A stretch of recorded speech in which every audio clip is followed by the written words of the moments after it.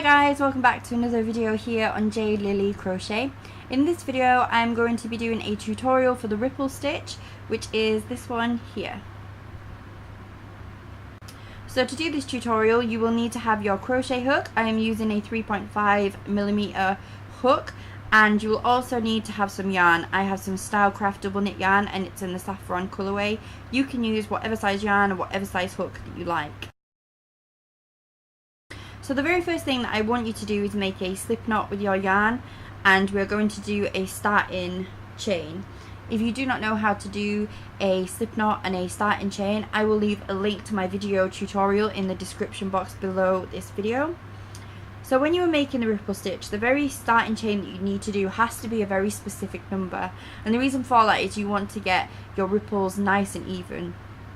When I was learning this stitch, I looked at so many different tutorials and so many different patterns and spoke to various people about the starting chain because I could never get mine quite right. So I like my ripples to start on an increase and end on an increase. I think that the best number of chains that we need to get in the beginning to get this look is a multiple of 12 with an additional 10 added on the end. So you want to make your starting chain a multiple of 12 to the size that you like. So if you're making a cushion, it's obviously going to be smaller. If you're making a blanket, it's going to be bigger. For the purposes of this tutorial, I'm just going to make a swatch. So I am going to do 24, which is 2 multiples of 12. 1, 2, 3, 4, 5, 6, 7, 8, 9, 10, 11, 12. And I'm just going to repeat that. 1, 2, 3, 4, 5, 6, 7, 8, 9, 10, 11, and 12. So if you are doing a cushion, you can have it, 48 or 60 or whatever size that you like. And if you're doing a blanket, you can have it much larger. Just make sure that you're doing a multiple of 12. That is regardless of how many multiples of 12 that you have. Make sure that you have an extra chain 10 on the end. So we're going to 1, 2, 3, 4, 5, 6, 7, 8, 9, and 10. So we have a total of 34 chains, which is our 2 multiples of 12 plus our extra 10. And the ripple stitch is made up from double crochet stitches. So the first thing that I want you to do is yarn over, and we are going to work a double crochet stitch into the 4th chain from the hook. So we ignore this very first chain here, which has our working yarn coming out the back of it. Ignore the second, ignore the third, and then we're going to place our crochet hook into the 4th chain from the hook and work a double crochet stitch like so. And we are going to work another double crochet stitch into the very next chain. So to do a double crochet stitch, if you're not familiar with it, we yarn over like so, insert our hook into the space where we're making our stitch, yarn over, pull through. We have 3 chains on the hook, yarn over, pull through 2, yarn over, pull through 2, and that is a double crochet stitch. And you can see here now that we have what looks like 3 double crochets. So we've made 2 double crochet stitches, but the additional chains that we had on the end, we skipped the first chain, the second chain, the third chain, that also becomes a double crochet stitch. So we have 3 here in total. In the next 2 stitches, this one here and this one here, we are going to work an increase stitch, which means that we are going to work 2 double crochet stitches into each of them. So yarn over, insert your hook, work a double crochet stitch like so, yarn over, insert your hook into the very same space and work a double crochet stitch.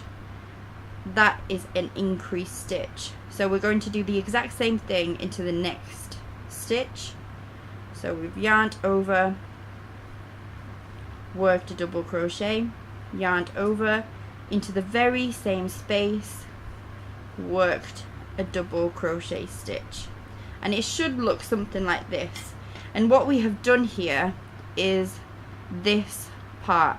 So we have done the top part of the ripple. I want you to then work a double crochet stitch into the next 3 stitches. Just 1 double crochet in each. So that's 1 into the next stitch. That's 2 into the next stitch. That's 3. And then into the next 4 stitches, we are going to work 2 decrease stitches. And to do this, we essentially turn 2 stitches into 1. So I want you to yarn over, insert your hook into the next stitch, yarn over, pull through, yarn over, pull through 2, and we are going to stop there. So we're not going to finish this double crochet stitch, and we are going to leave 2 loops on the hook. Yarn over again, insert your hook into the next space, yarn over, pull through 2. We have 3 chains on the 3 loops on the hook, yarn over and pull through all of those, and it should look like this, and that's a decrease stitch. We're going to do the exact same thing into the next 2 stitches. So yarn over, insert your hook, yarn over, pull through, yarn over, pull through 2, and we're going to stop there, yarn over, go into the next stitch, yarn over, pull through 2. We have 3 loops on the hook, and we are going to yarn over and pull through those remaining loops, and we have 2 decrease stitches here. And what we have done is this bit, the lower part of our ripple, and it is literally this pattern repeated the whole way through. So we are doing double crochets, increase stitches, double crochets, decrease stitches, so on. So for the next 3 stitches, I want you to work a double crochet in each. That's 1,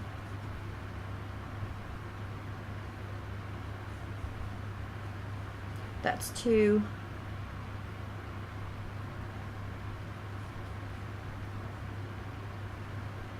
that's 3, and then in the next 2 chains we are going to work an increase stitch. So 2 double crochets in each, 1 into the same space, 2. Moving on to the next chain, 1, and then into the same space, another 1. And it should look like this when we're done. And then we are going to work 3 double crochets into the next 3 stitches. So 1, 2, and 3.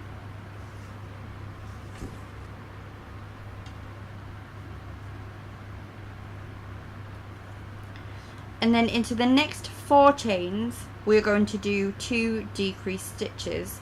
So yarn over, go into the first one, yarn over, pull through 2, leave those 2 loops on the hook, yarn over, go into the next one, yarn over, pull through 2, 3 loops on the hook, pull through all of those, yarn over, go into the next stitch, yarn over, pull through 2.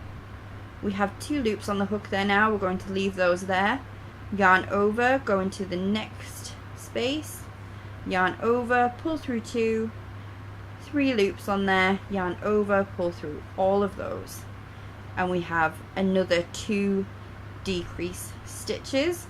The next thing that I want you to do is work a double crochet into each of the next 3 stitches. 1, 2, and 3, and then we are going to work a increase into the next 2 stitches. So like we started on an increase, I also like to end on an increase. So in the next 2 stitches, work an increase stitch. So that's our first double, into the same space, our second double, into the next stitch we have a double and another double, like so, and then you should have 3 chains left, and you're just going to make a double crochet stitch into each of those chains. 1, oops, 2,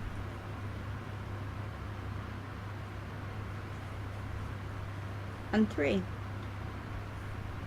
So once you finish that row, it should look something like this. And then for the next rows, for all of the next rows that come after this row, everything is going to be repeated. So I'm going to show you the very first one, and then you literally just repeat that round until your project is finished. So the very first thing that I want you to do is chain 2. And I always like to chain 2 for a double crochet stitch. Some people chain 3, but I always find that you can see the chain 3 and it looks slightly odd. So I always chain 2 and I turn my work. We are then going to put 1 double crochet into the next stitch. So this very first stitch that you can see that has the chain 2 coming out the top of it, we leave that and we go into the next one with a double crochet. And then we are going to work a decrease stitch. So the 3 doubles that we have at either end, on the next round there's going to be 2 double crochet stitches and 1 decrease. So we have our first double, our second double, and now we are going to do a decrease.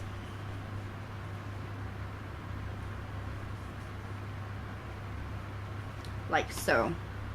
So essentially we have 3 stitches here. The very next thing that I want you to do after that decrease is to do 2 increase stitches. So 1 and 2 into the same space, 1 and 2 into the same space. So we have 2 increases. We have our chain 2, which counts as a double crochet that we put into the stitch, a decrease which counts as 1, and then 2 increase stitches. And then I want you to do 1 double crochet into the next 3 stitches, 1, 2, and 3, like so. And then we are going to do 2 decrease stitches, 1,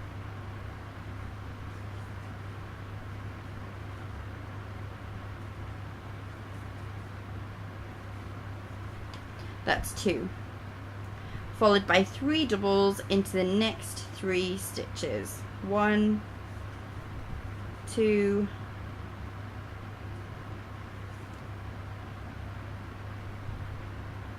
oops,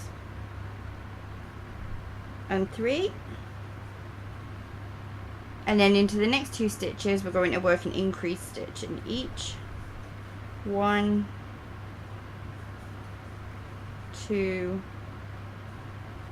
1, and 2. It's quite easy as well to work out where your decrease stitches should be and where your increase stitches should be. So if it's going down like this, that's where our decreases should be, and when it's coming back up, that's where our increases should be. So it is very difficult to actually lose your way with this pattern. So in the next 3 doubles we're going to work a double crochet in each, and then we are back down at the lower end, so that means we need to do 2 decreases. So 1,